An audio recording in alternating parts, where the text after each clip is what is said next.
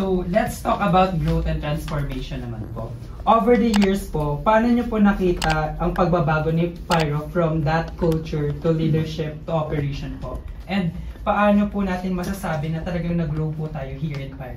Simula po una, up until now po, na ganun tayo katagal sa Pyro po. Kayo po, Ma'am Jo. Before kasi, I think maturity at saka based on sa mga past experience na mayroong mga mistakes na nako-correct time to time, nagiging smooth yung sistema natin. So, yun, yung sa akin, syempre wala namang company na perfect. So, natututo tayo dun sa mga pagkakamali natin. So, yung mga pagkakamali natin before, na i-correct na natin. Kumbaga na-avoid na natin. Dumating man tayo sa ganong instance. Meron na tayong paraan para ma-avoid yun o para hindi na mangyari yung ganon. Tapos susunod doon, may another challenge na naman. So, natututo tayo based sa experience natin. So, yung mga na-experience natin, doon din natin nakukuha yung para maitama natin siya. Experience is the best teacher. Kaya naman po, Sir Jason, on your part po. Over the years po na yun, sir, paano po natin nakita yung pagbabago ni Pyro from that culture po na nagsimula up until now na syempre nag-evolve and nag-grow na po tayo. And as your position, sir, paano ka po doon nag-grow? Siguro sa amin, way back kasi nung nag-start ako kay Pyro, wala pang finance department nun eh. Although, ang pagkakaalam ko lang din, si Pyro nag-start yan from scratch din. So totally wala naman kami mga department. Lahat yan inaral isa-isa. Accounting department, wala kami yan. Paano ba yan? Inaral. Nilagyan ng standard operating procedures, mga process flow. Tuloy-tuloy, continuous learning eh. Yung nangyayari sa amin kasi 15 years, sa totoo lang, bata pang company si Pyro kung tutusin, di ba? Kasi mga big companies, ilang taon na yan eh. Kaya para sa akin, continuous learning pa rin. At up until now, meron pa rin kaming mga process na alam namin na dapat namin idagdag dun sa ginagawa pa namin. Kaya siguro sa tulong na rin ng bawat isa na mga employee natin, pag nagtulungan kasi tayo, yung mga gap na yun mapupunan natin. Tapos matututo rin tayo sa bawat isa. Yun yung para sa akin. Siguro yung support and yung willingness na matuto. Yun yung isang factor kung ba't nag-grow ng ganito si Pyro. Kumbaga, sir, parang collective efforts po. Yes, so, hindi lang siya collective efforts na iisa lang. Kumbaga, tulong-tulong sama-sama. Kasi, di ba, sa totohanan lang, tulad ko, manager na ako. Pero marami pa akong di alam. Sa operation side, wala naman ako masyadong alam yan. Pero, time to time, syempre, habang tumatagal ka rito, nalalaman mo rin yan eh. Dati, di ko alam yung sales. Natuto rin akong mag-sales. Dati, meron akong mga sales, di ba? Natututunan ko rin siya. Yung sa warehouse, yung inventory, wala naman akong kinalaman dyan. Pero, natututunan ko din. Kasi, continuous development lang. Tsaka, sa tulong nung bawat isa, talagang may matututunan ka rin. May impart din sila sa'yo. Yun yung parang magde-develop para sa ating lahat. Maganda rin kasi na may alam ka rin sa ibang department. So, kayo po, Sir Gaynor, on your part po? On my part naman, nakikita ko na nag-growth yung company natin. Sa simula pa lang kasi, itong office natin hindi ganun kalaki. Nagkaroon tayo ng malaking warehouse, maraming employee, then marami tayong mga skilled workers nandito. unlike before, sir. Yes, ma'am. Tapos sa ngayon, ma'am, sa tingin ko, sa akin naman nag-grow rin ako kasi nagsimula ako sa technical, then napunta ako sa operation. Then dati ako nagtatanong, ngayon minsan yung mga technical na nagtatanong sa inyo. Ang sarap sa feeling na, no? Na dating, ikaw yung tinuturuan. Tapos ngayon, parang, sir, paano to? Kumbaga, andun na tayo sa point na tayo naman yung nagtuturo dun sa mga bago natin. Nagpapasa ng knowledge sa subordinates. Kayo po, Sir Gary, on your part po, lalo na sa safety. Dati kasi walang formal na safety department si Pyro. So yung mga compliances kay Dole, sa mga ganong ano, wala, as in wala talaga. Walang mga reportorials, wala tayong health and safety programs. So wala talagang kahit anong related sa safety. So pag in-audit tayo ng client, wala tayong ipakita. So buwabagsak tayo sa audit. So at ngayon, nakakakuha na tayo ng project sa mga malalaking companies na pag in-audit tayo, nakakapasa tayo. So na-establish natin. So ngayon, ini-improve na lang natin. Kasi kahit pa paano, medyo hindi pa rin talaga 100%. Pero work in progress. Kaya tuloy-tuloy pa rin. Pero at malaki na ang in-improve. Kayo po, Sir Kim, sa operations po natin. Sa amin, sa department ko, dati kasi, pumasok ko kay Pyro Asia, walang operation and manager kagad siya. And then PIC na. Ayun, nakita ko naman si Pyro is na umangat siya eh. Dahil sa yung biglang pagdami ng tao at saka ng mga manpower. Ayun, nagbuo naman ulit ng isang team na bawat department kailangan meron ng mga head. Doon na lang ako pumasok sa head, na-promote na ako ng head. Dati nasa PIC rin ako dati. And then pinomote ako ng head after years. Naging manager na rin sa ngayon. Kaya nakita ko na rin lumalaki to si Pyro habang pumunta. So, Parang tawag dito na parang na-excite tuloy kami na makita si Pyro kung sa future saan na siya. Kasi parang based po sa kwento nyo, nag-start talaga si Pyro dun sa scratches mismo. Unlike sa ibang company na knowledgeable na nag-start yung mga taong nasa isang kumpanya, alam na nila kung ano yung gagawin nila. Unlike po kay Pyro, parang nag-start talaga sila sa wala talaga. Tapos parang nagtulong-tulong lang lahat hanggang sa, ayan, andito na si Pyro sa 15th year. So parang nakaka-excite. Ano pa yung mangyayari kay Pyro in the near future?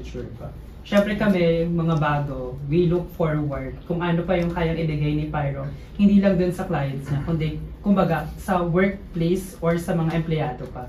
Kasi siyempre kami, nilook forward namin kung nandun yung curiosity ng bawat isa sa amin ng mga bago na paano kaya sila nagstay, ano kaya yung mga turning point nila na parang I will contribute dito sa Pyro, lalo na dun sa capability and ability natin. And kagaya nga ng sinabi ni Sir Kim kanina na parang nag-start talaga siya sa scratch. Then, hindi siya basta-basta na-promote ka lang. Parang it takes time.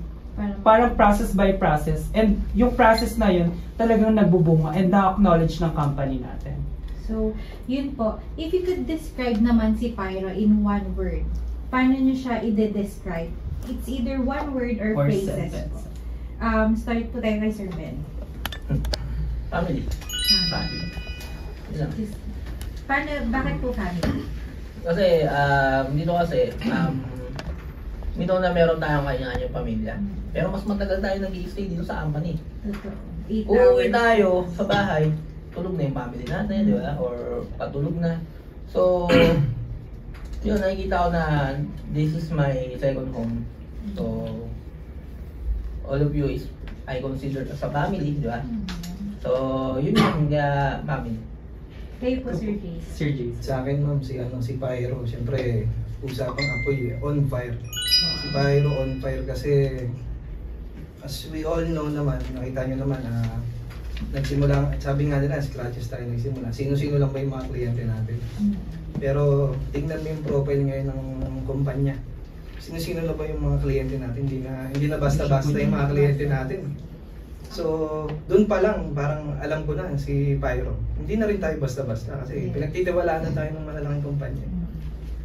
Kaya yun, sabi ko, on fire. Tapos yung on fire na yun, siyempre, each employee, tayo yung panggatong yun. Kaya tuloy-tuloy pa rin siya. Ay, grabe ka. Kaya Kami kami si Ma'am Dot. medyo nabasa siya nababad. Matalag. Since nasa 15th year na tayo, hindi na rin biro yung mga napagdaanan. So, marami na tayong si Pyro marami na siyang naranasan, yung most devastating moment. Pero andito pa rin, lumalaban. And I know, mas marami pang taon na makikita si Pyro. And yung growth ni Pyro is ma-witness ng mga bagong employee and at the same time ng mga bagong generations. Kayo po, Mama Abby. Sa akin si Pyro is blessing. Kasi every time na nagkakaroon si Pyro ng blessing, sinishare din niya yung blessing niya sa iba. And ako, as part ako ng Pyro, na share ni Pyro yung blessing niya sa akin. Yan. Kayo naman po, Ma'am John. Charot. Siguro si Wala akong Pyro, Charot si Pyro. Charit na. Si Pyro, siguro, ang may maisip kong word sa kanya, trust. Kasi, yung binibigay niyang trust sa bawat employee, lalo na sa akin, yung nai-instill niyang trust at saka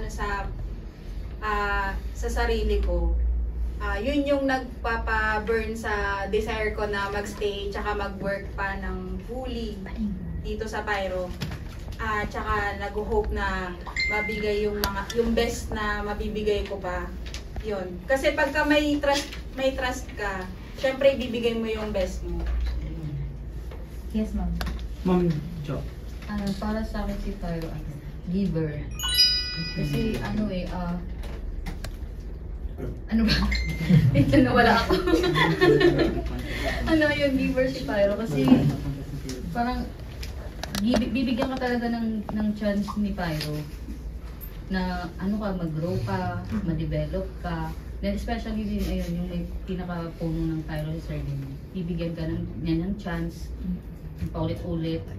Bibigyan ka hanggang sa maitama mo yung mali mo, magawa mo yung part mo. Yun. Kaya para sa akin, si Pyro giver siya. Kayo po.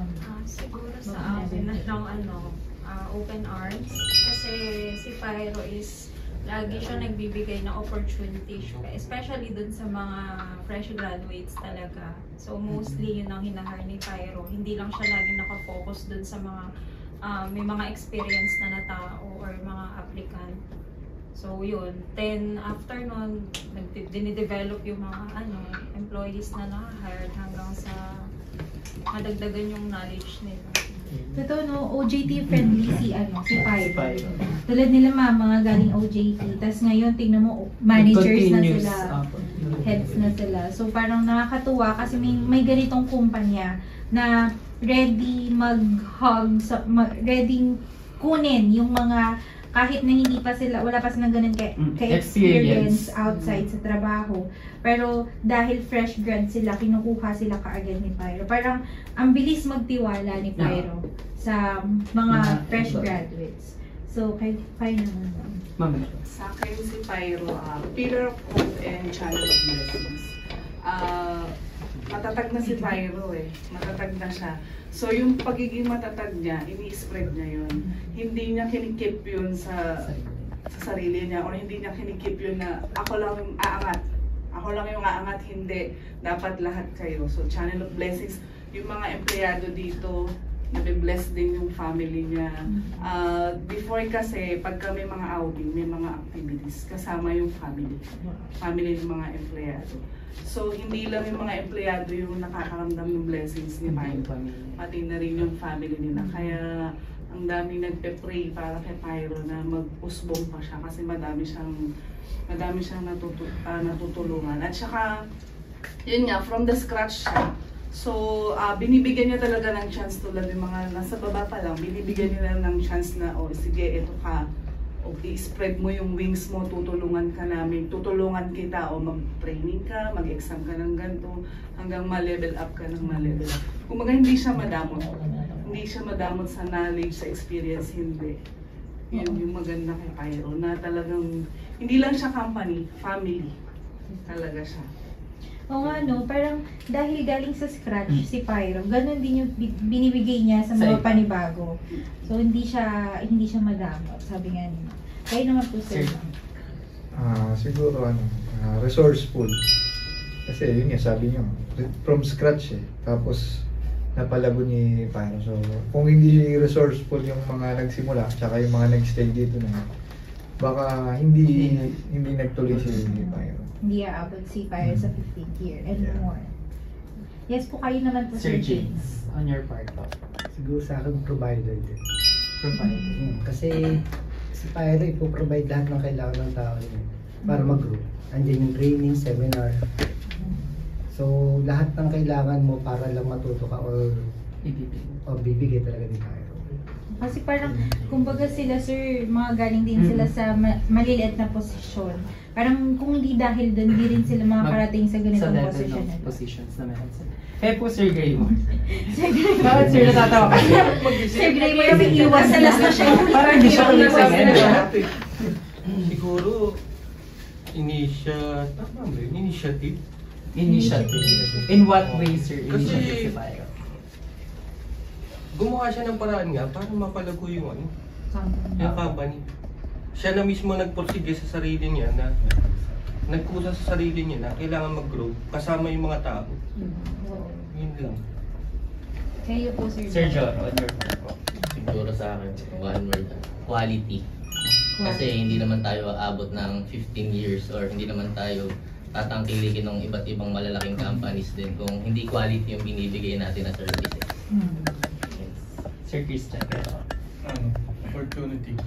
Hindi lang para sa amin na matatagal na, kundi para dun sa mga bago at the same time sa mga parating parang magiging empleyado na. Ito yung opportunity nyo not to grow as not just to grow as an employee but as a leader in your own lives. Kayo po, Sir Lord. Sa akin, si Pyro is access to improvement. Kasi yung natin, pumasok tayo dito na walang alam. Pero habang tumatagal tayo dito, nag-i-improve. Likewise sa mga technical natin, pumasok silang helper, lalabas silang foreman. Which is, marami na din tayong mga engineers na naggaling dito and then nakapag-ano sila sa abroad. So, sila yung proof na may knowledge na nandito, na improve yung pagkatao nila, yung technical side nila, yung knowledge nila, talagang na-impart ni Pyro yon. So, since si Pyro naman is talagang willing na magbigay ng knowledge na kailangan ng bawat technical natin. So, napakalaking yon na naging access ng knowledge si Pyro para gawin mas knowledgeable pa yung tao na nandito. So, we hope na lahat ng mga pumasok dito, ma-impart talaga yung knowledge na kailangan na magamit pa nila pagka kahit saan sila magpunta. Ayun na. Kayo po, Sir King. Ang dami na. Naisip ko kasi na nasanay na natin si Sir King. Kasalanan mo. Ulitin mo na lang doon sa ang lahat ng naisip ko sabi niya, nabanggit na. Kaya sir, pwede naman ulitin, sir. Face na lang. Iba mo na yung sir. Sino gusto mo i-copy? Kaya gumagano-gano ko.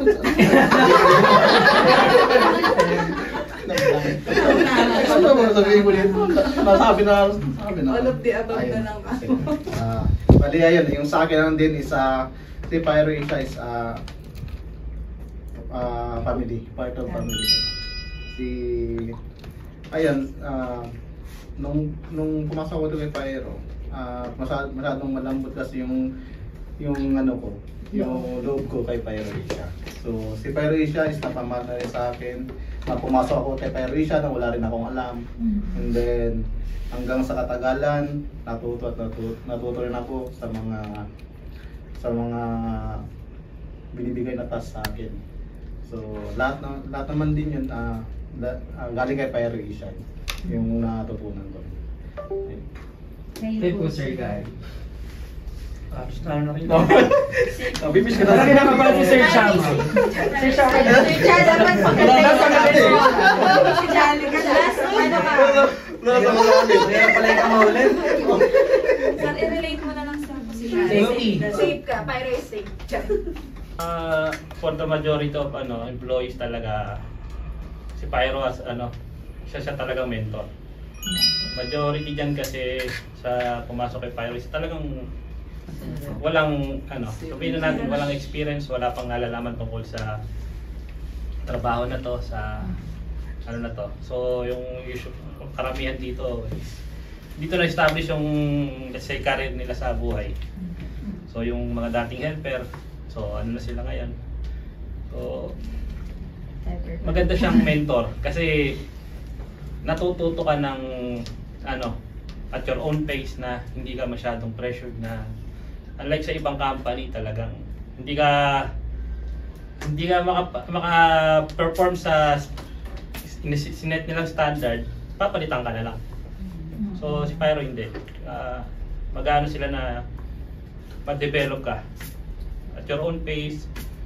Tapos yun nga, yung dahil ganon, dahil dahan-dahan, ikaw sa sarili mo ngayon na appreciate mo yung pinagdaanan mo na. Ngayon, pag nagtrabaho ka talaga, ginagawa mo ng maganda yung trabaho mo. Unlike sa ibang, let's say sa ibang company, ginagawa mo kasi kailangan mong gawin. So dito, hindi ganon. Free will mo na gawin yung bagay na yun kasi gusto mo siyang gawin. Ginagawa mo kasi. Mga trabaho mo, kailangan ka. Motivated. Ikaw, trabaho ko to, gusto ko ginagawa ko. So ginagawa ko to para matuto ko. So may ganun, may bukod sa meron pang ibang nagpo-push sa'yo na gawin ang dapat mong gawin. So unlike sa iba na gawin mo to, kung di mo kaya, umanap ka na iba. So may ganun. Dagdagan ko lang yung kay Sir Gary din. May chance ko pa, Sir Charlie. Yung natin kasi, dito ko rin makikita sa Pyro Asia yung nagsimula sa helper, tapos binibigyan natin ng chance na mag-improve or tumaas yung position niya. So hanggang maging foreman na siya. So bihira lang talaga yung work na gano'n kasi lalo na sa malalaking company, hindi kayo hire na helper tapos i-improve ka hanggang sa maging foreman ka, parang gano'n. So dito kasi parang kitang-kita mo yung mga tao, which is yun yung ini-impart ni Sir Neil na sana pagka may aalis, kukuha ka dun sa susunod sa kanya, hindi yung mag-hire ka ng bago. Which is ganun kasi ang normal dito sa natin kung malalaking company. Pagka manager yung nag-resign, manager yung i-hire nila. So hindi yung ganun So si Pyro talaga parang binibigyan niya ng chance para ipakita yung best ng isang empleyado natin. Parang ganun. Ayun, so yun sabi ni Sir Gary, talagang mentor siya na to the point na ginagawa niyang kakaiba yung dating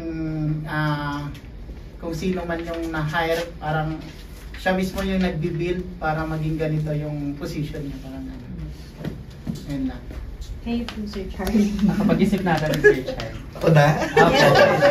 Ano na? Si Pyro is friendly. Dahil in case na medyo naguguluhan ka, andyan yung mga kasama mo, diba? Na tinutulungan ka, saka open siya kahit sa loan. Talagang binibigyan nga, di ba? Maraming perks. Yes. Saka kung na kailangan mag-loan, kailangan mo ba? Saka yung mga kasama ko, hindi lang yung ikaw yung may problema, tinutulungan ka din ng mga kasama. Sir Ben, pag wala din akong pera, namumutaw kay Sir Ben. Parang maligdad Yun, saka si Pyro is friendly dahil may mga client din tayo minsan na bumabalik-balik. Kumbaga yung natin, yung gawa natin is good naman sa kanila. Yung quality, yun lang. Yun lang. So parang sa mga sinasabi niyo po sa amin kanina, doon pa lang po sa sinasabi niyo, pinapakita na talaga ni Pyro that Pyro Asia works together So, through ups and downs, nandun siya mula sa umpisa na naniniwala sila sa atin, naniniwala si Pyro sa atin, hanggang sa narating na natin yung positions na meron tayo. And that proves that Pyro Asia believes in what a person can do. Parang dun palang pinapakita na kahit hindi pa natin nararating yung gusto natin, meron na tayo agad future sa kanya. Kumbaga, meron na tayong kalalagyan. And that uplift kaming mga bago. And that will siguro encourage us to stay din here in Pyro Asia po.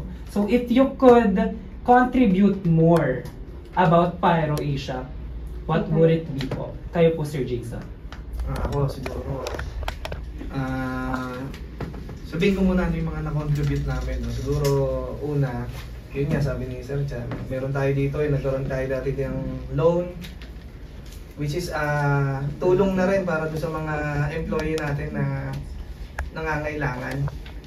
And then, yung loan kasi namin dito, sa totohanan lang, may interest din. So, yun naman, ginamit naman namin ni La Boss yun upang maging bonuses ba nung mga tao.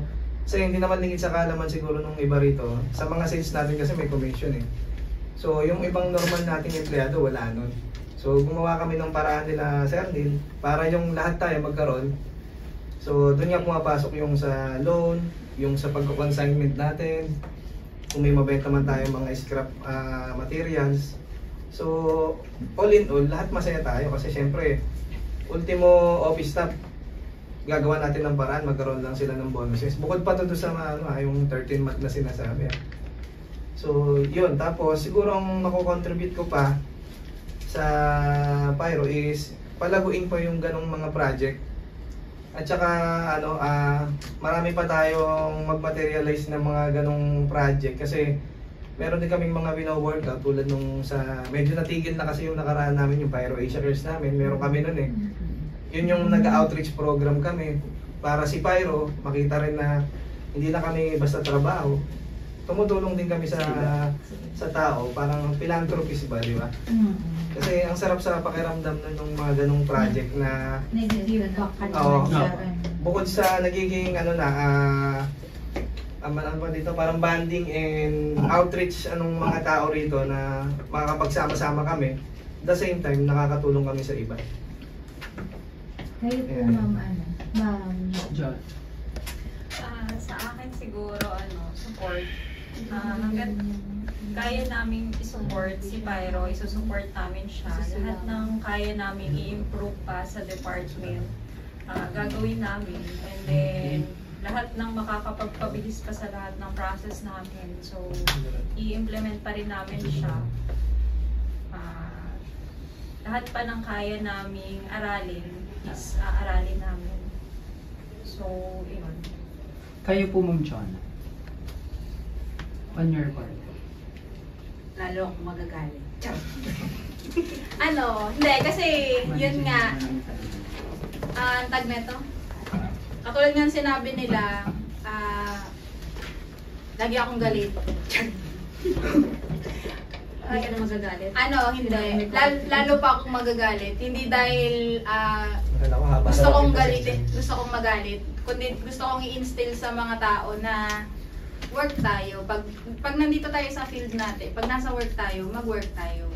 Hindi tayo naglalaro, ganyan. May time sa paglalaro, may time sa pag-work. Galit with love. Galit with love. Tapos, tag neto, basta alam naman ni Pyro yan na ang heart ko di lang para sa mga technical, sa kay Sinard, sa parents ko. Ang love ko para sa Pyro. Oo. Ayun na. Hotdog. Yun. Hotdog niya hotdog. Basta lagi kong ginagawa yung best ko, lagi kong iisipin yung ikakabuti ni Pyro, ganun. Lagi kong i-instill kasi gusto kong kapag kayong mga tao, pagka may tinuturo ako, gusto ko matutunan nila. Alam ko intimidating ako kasi alam ko naman yun. Hindi daw sabi ng mga. Yan, kasi maldita kasi siya. So, yun, basta gusto ko kapag tinuruan ko, natututo. Kaya dun sa mga bago, pag mabagal kayo, slow learner kayo. So, alam nyo na, magalit ako. Pero hindi dahil galit ako, dahil pero gusto ko kasi matuto kayo. Yun. Gusto ko may impart ako sa inyo, tapos may impart kayo kay Pyro. Kayo po, Sir Ma. Siguro yung pag-share nung knowledge siguro. Although nasabi na kanina na si Pyro open naman siya dun sa mga training. So yung mga mostly kasi ngayon yung mga na-accommodate pa lang ni Pyro sa training is yung mga nandito sa office. So siguro ma-share din namin yung technical knowledge dun sa mga technical people natin, mas mabigyan namin sila ng time sa mga training, sa mga seminars, ganun, para mas mag-improve yung standard ng services natin tsaka nung installation natin. Yun. Kayo po, Sir Ben, on your part po. Ano po yung kaya pa natin i-contribute kay Pyro po? Na narating na natin yung ganitong level of positions po. Contribute. Siguro yung passion. Kasi kahit anong sabihin ko, kung wala namang passion, wala rin. Hindi ko rin mabibigay yung pinaka-best ko. So, yun. Mas magiging passionate ka pa, sir. Sir Lonnie. Si Sir Lonnie po. Sa akin siguro ang may co-contribute pa ng engineering department siguro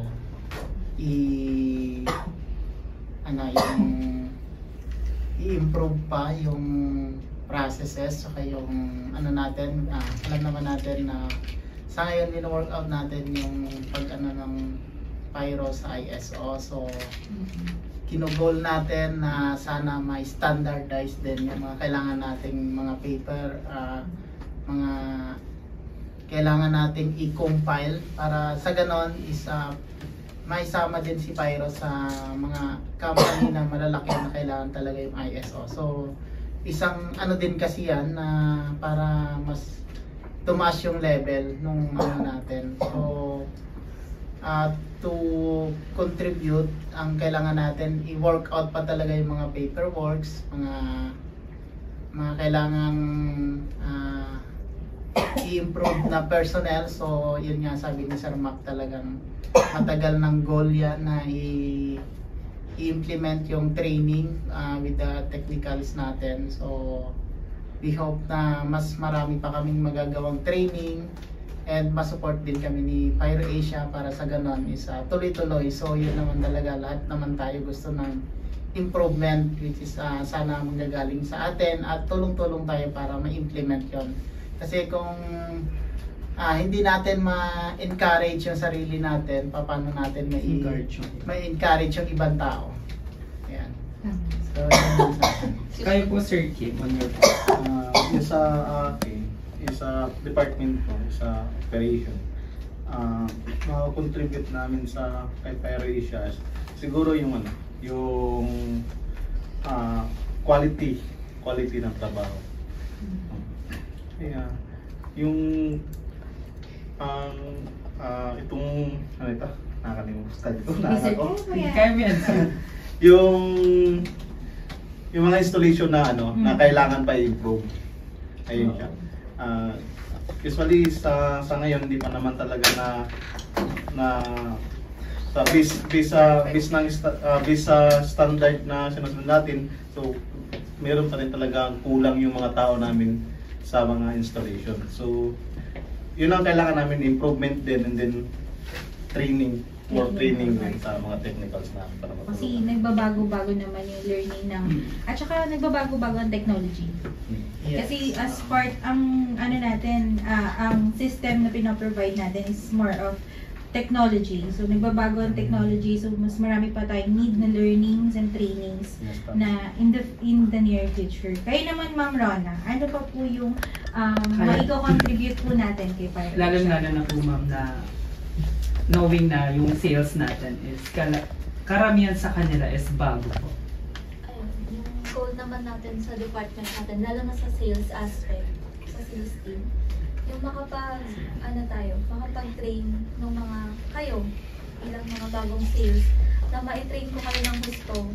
Siyempre kung ma-train kayo ng tama, ma-instill sa inyo yung correct knowledge and skills, mas magiging maganda yung flow ng ano natin ng sales team.